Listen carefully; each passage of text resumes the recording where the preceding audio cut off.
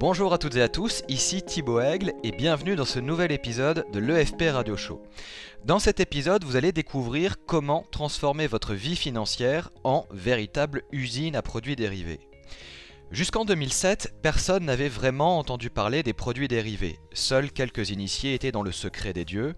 Avec la crise des subprimes, les dérivés ont fait leur apparition dans le vocabulaire courant et dans les discussions mondaines. Et nous en avons fait les principaux responsables de l'instabilité croissante du système financier. Les dérivés représentent tout ce que l'on peut détester dans le système financier actuel, appât du gain rapide, spéculation outrancière, avidité, cupidité et prise de risque irréfléchie. Pour monsieur et madame tout le monde, les dérivés sont toxiques, mauvais et dangereux. Ce sont les fruits de l'arrogance de ces financiers irresponsables qui brassent des millions sur les marchés et font payer aux contribuables et aux épargnants le prix de leurs erreurs. Et ils n'ont sans doute pas totalement tort. L'erreur pourtant, c'est de croire que les dérivés sont nocifs en tant que tels, que ce sont des créations financières tellement sophistiquées que seule une petite élite de financiers véreux sait comment les créer ou les utiliser pour les mettre à profit. Le mythe colporté par la finance moderne, c'est de faire croire que tout ce qui est complexe est forcément intelligent, ou qu'il faut être doté d'une intelligence supérieure pour être un vrai financier. Comme le dit l'adage, pourquoi faire simple quand on peut faire compliqué? Et c'est exactement ce que fait le monde financier. Après tout, n'importe qui tentant de vous manipuler agirait de la même manière. En complexifiant ce qui est simple et en le mettant hors de portée, le monde financier a atteint l'objectif qu'il recherchait, vous donner l'impression d'être stupide dès lors qu'il est question de votre argent. Et lorsque vous vous sentez stupide ou incompétent, il est beaucoup plus facile de vous prendre votre argent. Comme souvent, on ne peut pas faire porter la responsabilité d'un désastre à l'outil utilisé. La responsabilité incombe à ceux qui l'utilisent et l'histoire est riche d'exemples allant dans ce sens. Ce n'est d'ailleurs pas un hasard si Warren Buffett a qualifié il y a quelques années les produits dérivés, je cite, d'armes de destruction massive. La réalité, c'est que Warren Buffett utilise lui aussi les produits dérivés, mais qu'il le fait de manière intelligente et contrôlée. La réalité, c'est que les dérivés n'ont rien de vil en soi et que c'est un concept qui n'a rien de compliqué.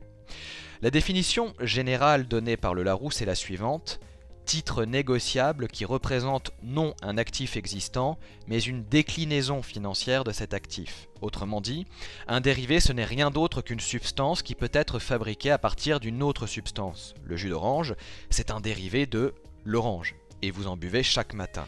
Il en est de même avec le raisin. Le grain de raisin vient de la grappe, c'est donc un dérivé de la grappe. Vous pouvez choisir de manger la grappe directement, et votre santé ne s'en portera que mieux.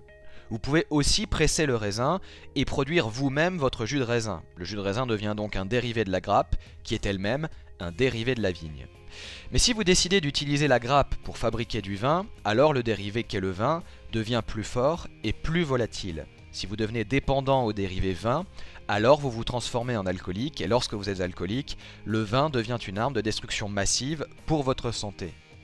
Des santé, des fortunes et des familles ont été détruites à cause de l'addiction à l'alcool, et c'est une réaction en chaîne similaire qui a eu lieu durant la crise financière. Raisin, vin, actif, dérivé. Une fois que vous en avez compris la définition, créer un dérivé financier pour le mettre au service de votre vie financière devient aussi simple que de presser un jus d'orange, et c'est à ce moment-là que vous saisissez toute la puissance du concept.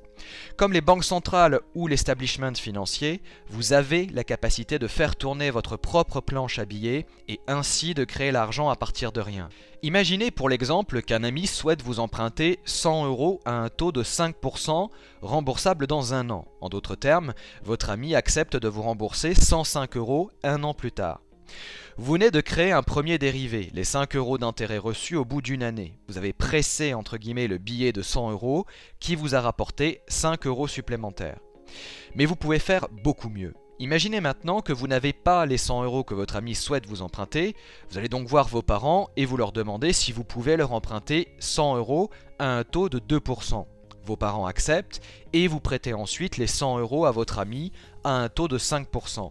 Un an plus tard, votre ami vous paie 105 € et vous remboursez 102 € à vos parents. L'opération vous a permis de vous enrichir de 3 € et surtout, vous venez de créer de l'argent à partir de rien. Vous avez créé un dérivé d'un dérivé.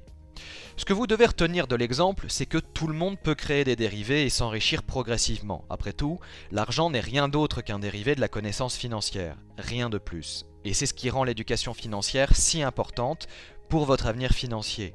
Parce qu'une fois que vous avez appris à créer des dérivés, alors l'argent devient infini, vos rendements aussi, et vous changez de camp. Vous passez dans le camp de ceux qui savent, mais qui n'ont pas besoin pour autant d'écraser les autres pour se sentir bien dans leur basket. Vous passez dans le camp de ceux qui empruntent l'argent auprès de leur banque pour l'investir dans un actif dont les flux de trésorerie viendront compenser et dépasser les mensualités de crédit.